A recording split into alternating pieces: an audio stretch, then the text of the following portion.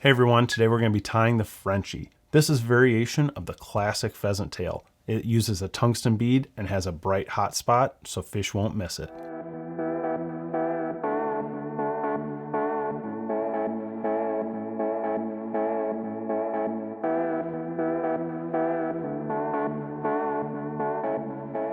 Alright, if you don't know me yet, my name is Matt. I'm the manager here at the Northern Angler here in Traverse City, Michigan. We're a small, independent fly shop focused on getting you confident and comfortable at the vise and on the water. If you haven't done so yet, think about hitting that subscribe button right down below. That's going to let you know whenever we have new videos out.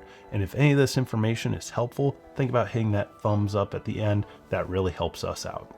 This fly might be one of the most popular Euro nymphs in the country because it's so simple and it's so effective and it's easy to modify to fit your fishery.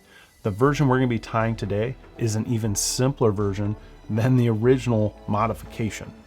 Staying with me, do we need a flow chart? The typical Frenchie is finished with some ice dub and a hot spot up by the bead. Instead of that, we're tying on a very short shank, wide gap hook, and we're keeping things simple, no ice dub, just a hot spot wrap of thread and some UV epoxy, and you're fishing. Let's have a look at the materials we'll be using today. The hook is a Hanak H500BL. This is a barbless, short shank, medium wire hook with an extra long point. I typically tie this fly in sizes 12 to 16, but you can go all the way down to 18 if you want. To help get this fly down, we'll be using a copper tungsten bead and some lead wraps that will help keep that bead in place. For our thread, we'll be using a fluorescent orange 6/0 that will double as our hot spot when we tie this thing off. Our tail and body material is pheasant tail, and we'll be giving this fly some segmentation and extra durability with a few wraps of ultra wire. Don't forget, as always, there's a link to the full material list down in the description.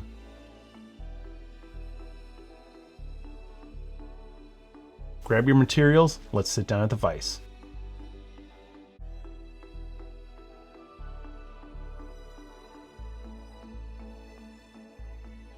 Let's get started by placing our hook securely in the vise. We're going to try and get that shank nice and level. Make sure it's secure. I give it a few little pings there. I'm going to grab some weighted wire. This is 0.010, pretty small stuff. I did about 8-9 wraps in there and see how easy it breaks off. Use my thumbnails to pinch that up into the bead. That's going to help give us a little extra weight and secure that bead so it's not flopping around. Start your thread directly behind the wire. I'm going to wrap up over it.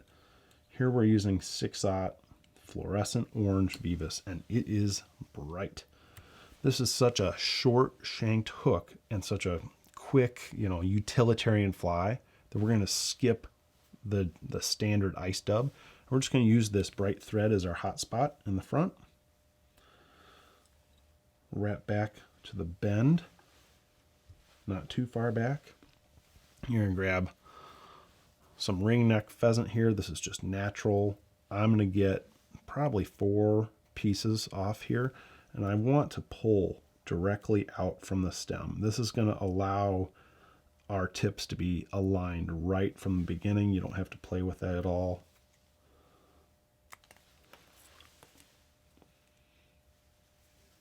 Okay, I'll hold this in my right hand between my thumb and index finger. I'm measuring this against the shank of the hook. Again, short shank hook should be a shorter tail. It will be more proportional looking that way. Will it catch more fish? But it'll look a lot better. I guarantee that. Transfer that measurement and give it a nice clean pinch. That's pretty good. Maybe just a tad long. Nice clean pinch. There we go. That's looking pretty good. I wrap one in front there. And now we're going to grab our wire. This is going to help secure our pheasant tail and make for a more durable fly. I'm going to take what I call the live edge here and try and sneak that into the bead. If it doesn't want to go, that's okay. But that's where I'm trying to line this piece up with. There we go.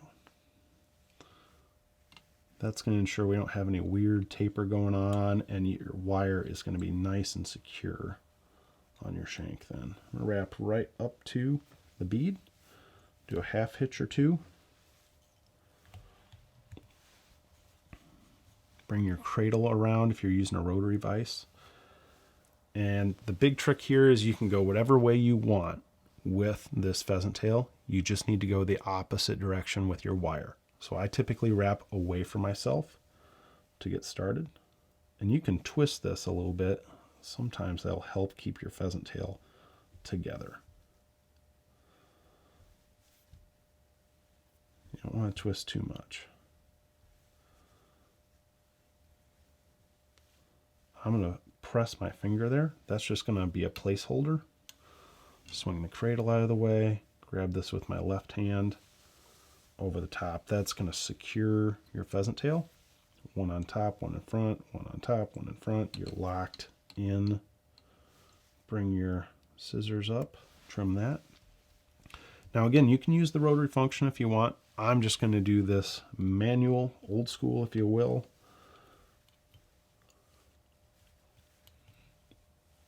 Tied enough pheasant tails over the years. I got pretty good at the wire wrapping. Two on top, one in front, two in front, good.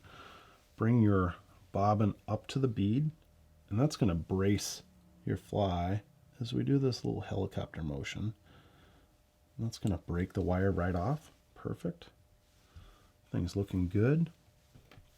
Grab your whip finish tool. 1, 2, 3, 4, 5 turn whip finish. Plenty of tension there. This 6/0 is very strong. Bring in your scissors in nice and close. Grab a little bit of UV resin or head cement, super glue, whatever you got.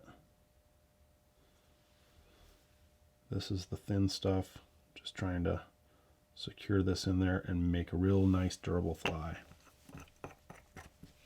Close that up. Hit it with the light. This is the fun part. And look at that thread glow. As some of my younger coworkers would say, that's gas. All right, that was a super simple, quick Frenchie. I hope you get a chance to fish this. I hope you get a chance to tie it.